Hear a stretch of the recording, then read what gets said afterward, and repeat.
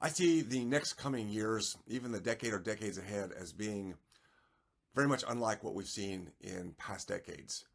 Now, I am not an economist. I am not predicting or forecasting anything specific, but what I am saying is that we have gone through some very volatile changes in our economy with central banks, monetary policy, fiscal spending, debt everywhere. And, that worked for a number of years. Why? Because we've had falling interest rates going back to the height of interest rates back in the era after stagflation of the 70s when Jimmy Carter, Ronald Reagan brought back then federal chairman Paul Volcker and had a mandate, a political mandate behind him to bring down the stagflation. And he did that by doing what? Raising interest rates well above the marker then, up to 20%. The federal funds rate, which today is running about 4.5%, took it up to 20%. And yes, that caused inflation to basically die on the vine, but also was back-to-back very steep recessions, high unemployment, very difficult time. But that was after years of stagflation, where we had high cost of living, but no growth in the markets. Equities weren't doing anything. It was a flat line. It was a very difficult time in the U.S., and people wanted to change. But the change came with a lot of pain, because you can't make change, particularly when you have been building an economy, building a lifestyle, personal and corporate, and even the entire U.S. on debt. And that's what we've done. Again, on a personal basis, many people are running high interest rates on their credit cards. We have corporate businesses that have also been racking up a lot of debt and have been just rolling it over, basically barely paying the interest. And of course, our government doesn't even pay the interest. We just keep stacking it up and up and up, because right now we still have the reserve currency. We're going through some fundamental changes. If you look at history, no nation remains at the top forever. And I don't like to be negative about the U.S. when I say this, because I love this country. And this country has the backbone like no other country, and we're enterprising people. But we've had leaders that have been very profligate in doing the wrong thing just to protect themselves and their tenure. I think most of you get that. And I'm not being political. It's across the board. So how do we protect ourselves? See, we can only control what we control.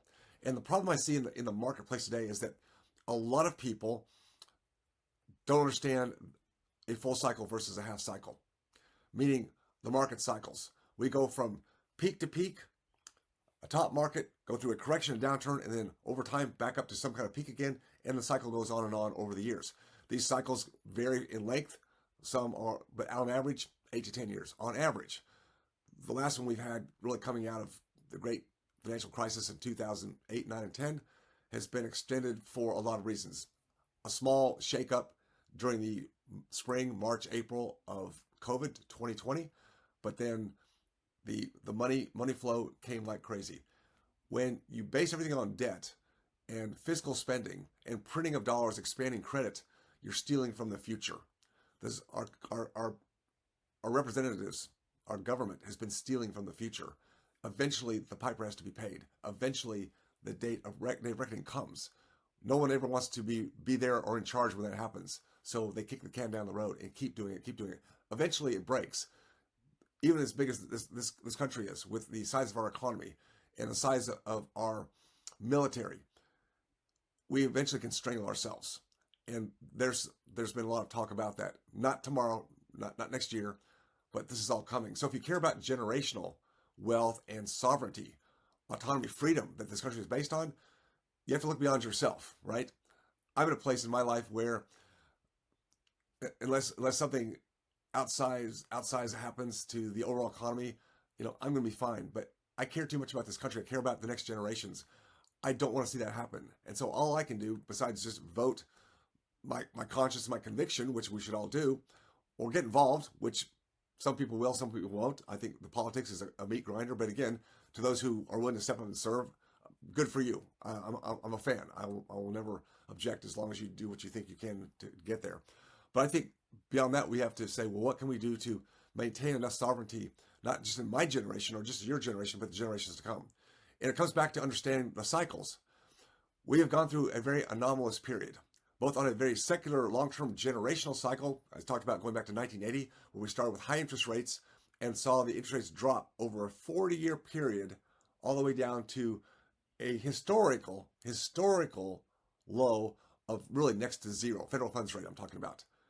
And when you have those kind of tailwinds, it's very difficult to screw that up unless you're just incompetent. In other words, businesses, investing, it's all been pretty much a run where money is running uphill, figuratively, of course. That's changed. The dynamics have changed. We are now in a movement where interest rates have moved back up. In fact, moved back up relatively quickly. Now, they're not going to go to 20%. They don't need to go to 20% to break what's happening because we have so much debt. We don't need to go that high. We can't go that high, but it's not necessary.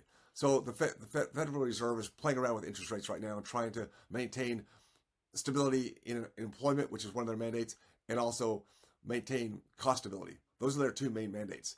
Well, they're in a tricky place right now because they don't have all the levers of the controls. People think they do, they don't. They only control barely, the short-term interest rates. The long-term rates is controlled by a massive bond market, way bigger than the stock market. That's what controls, and the bond market will rule. Sentiment is what drives the economy on a large part because the economy is driven by people willing to spend money, to buy things, to buy services, to upgrade lifestyle. That allows companies to expand and have more profits. That allows the markets overall to go up. But as soon as that sentiment changes, it can be a very quick turn downward. And that hasn't happened yet. But I think we get closer and closer. I can't predict when it's going to happen, but I think we're closer and closer. And this is the problem. Too many great people, very good people, very hardworking people believe that this short-term interest rate hike in the last 2-3 years is an anomaly. And then we're going to go back to where we were a few years ago. That Trump is going to make this happen. Like Trump, don't like Trump. He's changing things. He's disruptive, which I don't think is a bad thing right now, but he doesn't control interest rates. He only controls what he can control, and that's limited on a global front. So you can't hang your hat on one person or just even the sentiment that he might bring to the marketplace, which has been relatively bullish so far. It's not sustainable. What I'm telling you is you've got to understand how the full cycle works. Most people, the majority of people, have not gone through the latter half of a downward cycle because the last one we really had, really of any substance, was 2008, 9, and 10. That's how many years ago? 15 years ago. That's almost a generation of people who haven't seen that. I know a lot of people that are very exuberant about the market. They've made a lot of money in the areas of real estate. A lot of people made a lot of money in professional practice and sold out with great multiples to DSOs, private equity. Again, all based on the low cost of capital. That made that model work. And good for you if you took advantage of that, of the markets going up, NVIDIA, tech stocks, taking money, chips off the table with great multiples from DSOs. Good for you. You hit the timing right, but it wasn't all about you. Yeah, you had to do some work, but the timing was just basically on the market. That's not going to be the case going forward. It's going to be very different. We're going to have to go back to more fundamentals, where the free money, the cheap money is not going to be there. That means kind of like grinding it back out again. And I think it's going to be a stark reality check for a lot of people when this hits, when this economy correction hits. There's always a reversion to the mean.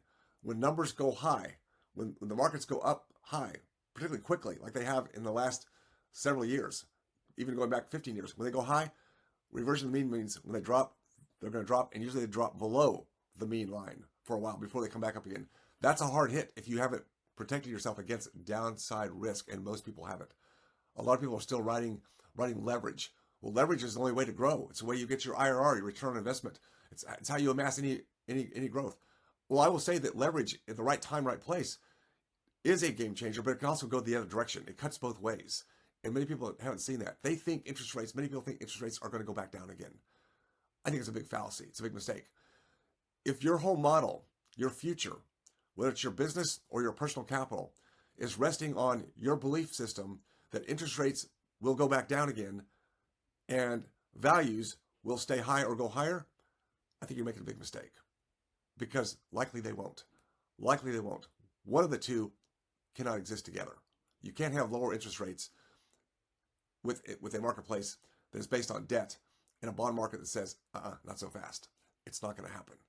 So protecting yourself, learning what to do when you take chips off the table, as many of you have or can do right now, what you do with those chips, that equity, that net worth that you have extracted from your business, or maybe other investments that have done well, What do you do with it now?